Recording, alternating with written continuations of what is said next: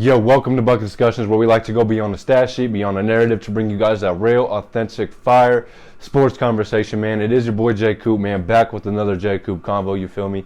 Hey, man, in this discussion, I kind of just want to talk about some of the things I have seen throughout the first week of the NBA, you know what I'm saying?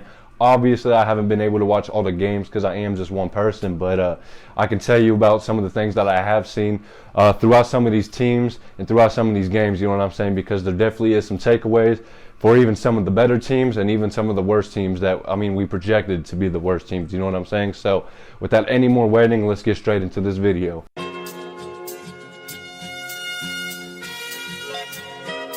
yo, foreigner, you crazy for this one. Okay. Yeah, that thing I'm jab riding when I'm left hooking. Fiends say they love me cause they know I keep that sack moving. Sad to say, but this the life that I have grew in. I had to hustle, skipping class, man, I was true in. I can flip some packs and teach you how to do it. This the real deal. Better watch your back cause people will kill. Kill Bill, kill switch on the Glock. Yeah, this the real. And people spin around them blocks just like a Ferris wheel. But that's enough of that. Let me tell you about my life and where I grew up at. I grew up in the south of Topeka. Then I moved to the east in the streets and I ain't fucking with neither. I ain't the type to go with kill or go and sit on that block. I'm the type to get some trees. So the first thing I want to talk about that a lot of people probably did not expect was the Utah Jazz. The Utah Jazz have ended up starting the season 3-0, which is just kind of weird, isn't it? You know what I'm saying? When the season started, none of us expected the Utah Jazz to start the season 3-0. We expected them to try to tank for victory, you know what I'm saying, or a high up pick. But the fact that they have won 3 games straight against some pretty decent teams, to say the least. The first game they ended up playing was against the Denver Nuggets, who they actually did beat 123-102, which was very weird because that was a very, very, I don't even know, a convincing win by the Utah Jazz, you know what I'm saying? It was just weird to see that a team that I projected to be the number 1 seed in the Western Conference got beat by a team that I actually had 14th seed in the Western Conference, you know what I'm saying? That just shows you how deep the Western Conference is and how, talented the league is right now, you know what I'm saying? Even the worst teams are going to show up every night, you know what I'm saying, and give you a run for your money. But even the game after that, they ended up beating one of the other best teams in the league that a lot of people projected to be the best teams, you know what I'm saying, with the Minnesota Timberwolves. They just did get Rudy Gobert this offseason, so that's definitely a great addition for not the Utah Jazz, the Timberwolves, excuse me. But the fact that the Utah Jazz came out and beat a team with Karl-Anthony Towns, they also have, Anthony Edwards, D'Lo, like I said, Rudy Gobert. That team's pretty damn stacked, you know what I'm saying, especially when it comes to that starting lineup. And the fact that they lost 126-132 by the Utah Jazz is just crazy, you know what I'm saying? And even the last game that they did play, it was a 1-point game. They ended up beating the Pelicans by 1 point, 122-121. And honestly, it's been a pretty crazy year for the Utah Jazz, you know what I'm saying? The addition of Colin Sexton and Larry Markkinen, I feel like was pretty decent, you know what I'm saying, considering what they did lose, you know what I'm saying? They lost 3 of their best players, Bogdanovich, Rudy Gobert, and Donovan Mitchell, and I feel like for what they've done so far this season, I feel like they're holding up. They do have one of the best records in the league. I think they're one of 3 teams with that 3-0 record, you know what I'm saying? So shout out to the Utah Jazz, even though I'm not a big fan of that organization at all. It's just cool to see a team that a lot of people didn't project to be that great actually start the season off 3-0, you know what I'm saying? But yeah. Now the next team we're going to talk about is actually on the whole opposite side of the Utah Jazz, which I didn't even expect because obviously I'm not a Lakers fan, right? But I did not expect this team to start the season 0-3, right? Yeah, they played the Warriors that first game. They ended up playing the Clippers that second game, which, I can't really harp on them too much. You guys lost to 2 of the best teams in the league. But that third game against the Portland Trail Blazers, I feel like that's kind of a must-win, you know what I'm saying? Obviously, the Blazers have some key pieces. They have Jeremy Grant, Anthony Simons, Damian Lillard, Jusuf Nurkic. But I just feel like in that third game, when you guys are 0-2, I feel like that third game is a must-win for the Los Angeles Lakers. And unfortunately, they just didn't get the job done, you know what I'm saying? But yeah, man. But other than that, Damian Lillard, he finished the game with 41 points. He did exactly what he was supposed to, come out and facilitate, score for the Portland Trail Blazers, and he did exactly that, you know what I'm saying?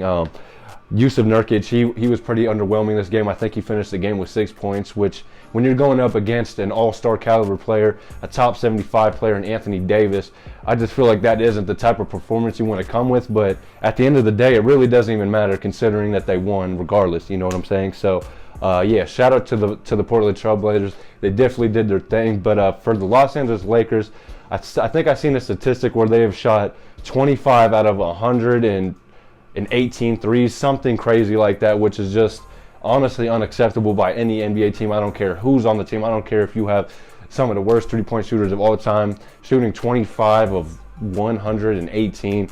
That's just unacceptable, man. There's really no excuse for that. Obviously, I'm not a Lakers fan, as you guys can already tell, but I don't like seeing the Los Angeles Lakers, especially LeBron James, like this.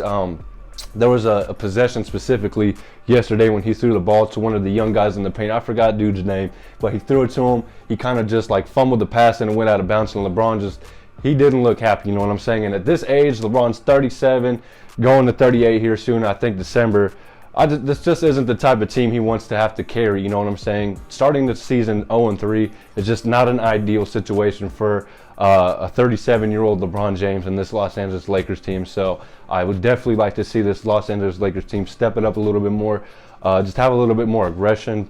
Like I said, they have played two of the best teams in their first 3 games, so I'm not trying to harp on them too much, but man, bro, there's no excuse you guys should be shooting as bad as you guys are. I mean, I know, like I said, you guys don't have the personnel for that, but regardless, you guys are an NBA team, and I just feel like there's no excuse. You guys should be shooting 25 of 118, man. There's just no excuse. Now, for the next team I want to talk about is going to go ahead and be the Boston Celtics. Now, if many of you guys already know that have been watching this channel, Jay Coop has been pretty big on the goddamn Boston Celtics. You feel me? Going all the way back to last year, shit, like the start of last year, January, around where they were looking real questionable. You know what I'm saying? Their defense, I think they were like one of the last 10 teams defensively in the league last year, around January.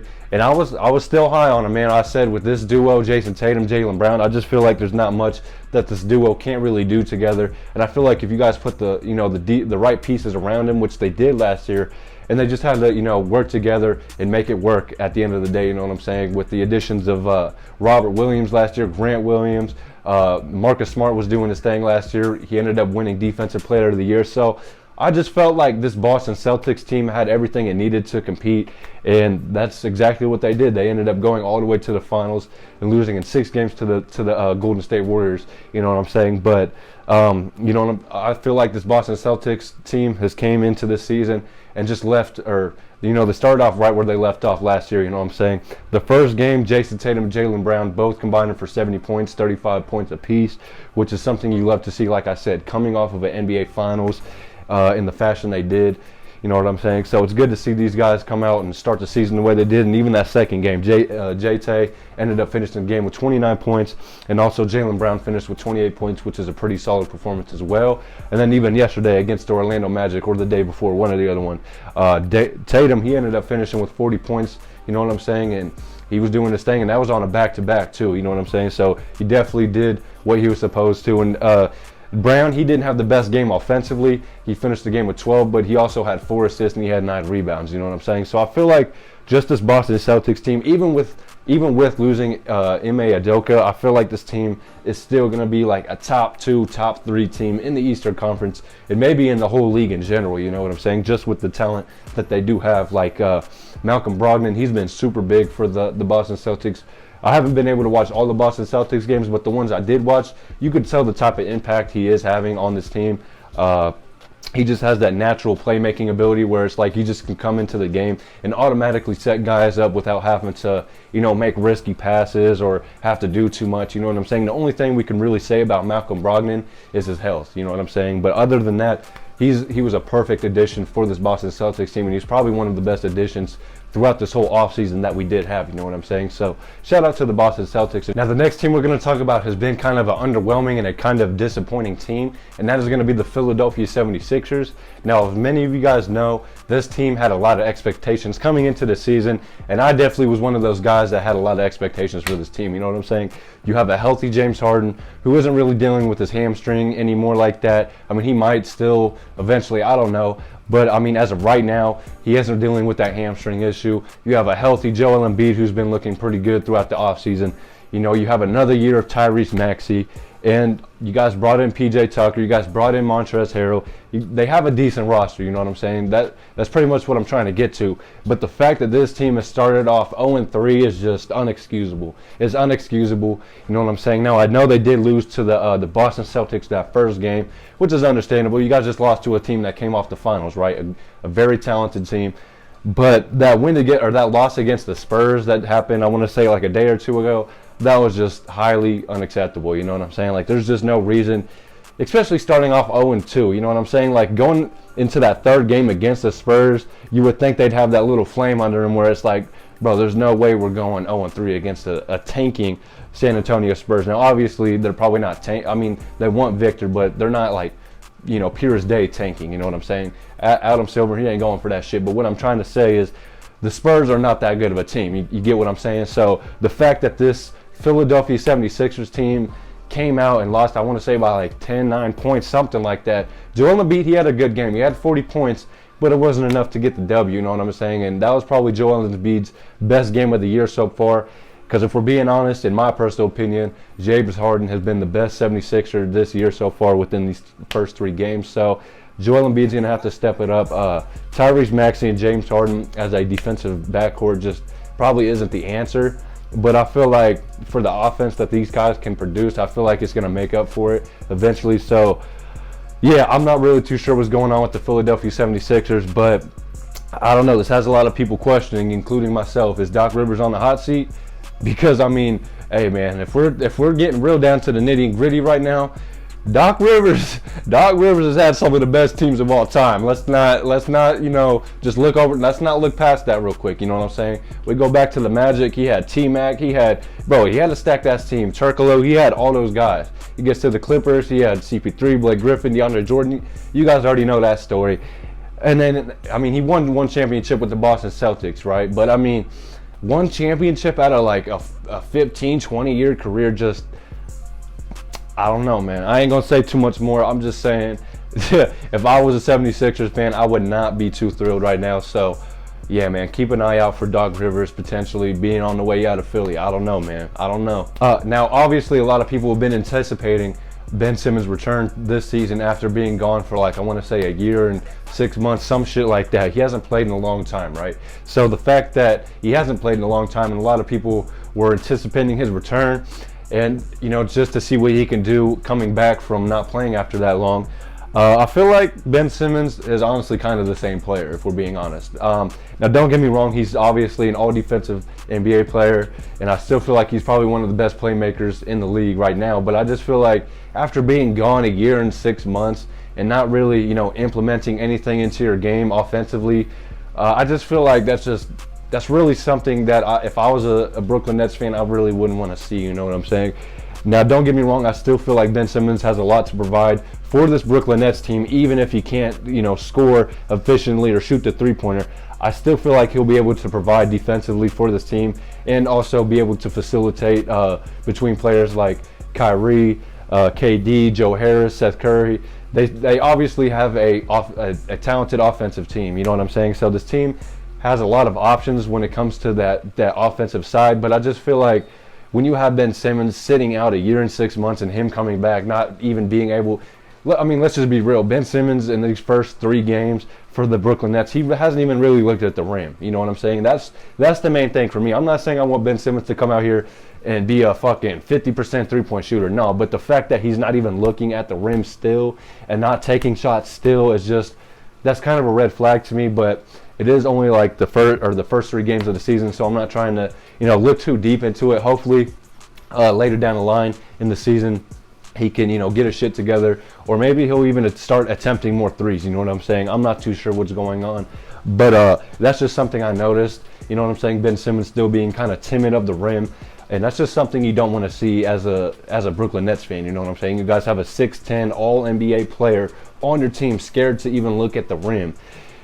It's just, I don't know, man. There's just a lot of speculation going around about that. But I still feel like Ben Simmons is going to be able to provide for you guys, especially in crunch time minutes.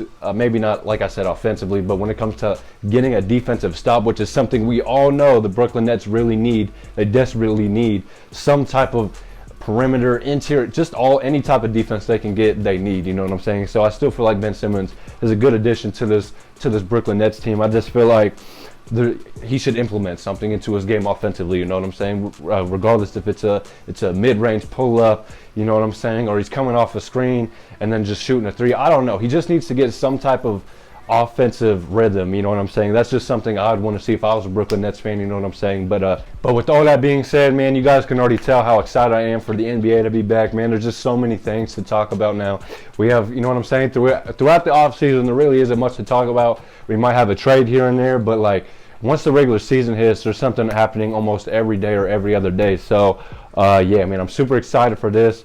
The Bucket Discussions podcast is about to go crazy this NBA season, man. Make sure you guys stay tuned. Make sure you guys like the video. Make sure you guys subscribe to the channel if you guys have not already. And yeah, man, this pretty much concludes the video. Until next time, y'all. Peace. In the jungle like I'm Conan, kind of with both hands. Switch the flow like it was broken. I'm on the road, man. Making plays just like DeRozan. I shoot my shot, and that shit wetter than the ocean. I brag a lot, but with the wind and come the boast in. I made a lot from them apartments that I sold, and he didn't make it up to college. So them streets where he enrolled in. I know I'm a scholar from the moments that I was exposed in.